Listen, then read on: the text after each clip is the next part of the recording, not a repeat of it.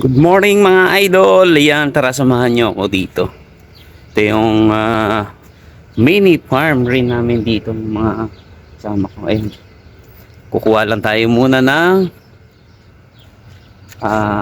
mint. Dahil tayo yung magtsatsa. Ayan.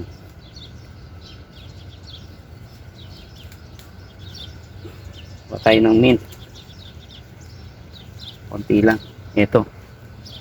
Yan. Bango. At ayan mga idol, nakakuha na tayo ng mint. Ayan, ang dami naman talagang mint. Kita nyo naman, no?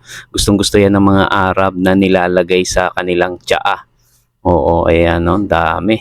At ang bango niyan, sarap rin ilagay yan sa kwarto. At ito naman ang eggplant. Iyan, at ang parsley. Ayan, may parsley pa tayo. Ayan. Ayan mga idol. Ang sarap yan ilagay sa mga gulay. Sa karne.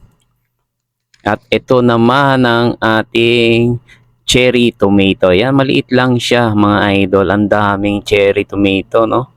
At ito naman ay onion leaves. At ayan, may cherry tomato rin po yan mga idol. Itong talagang cherry tomato nito, ang dami mga idol, ang daming bunga.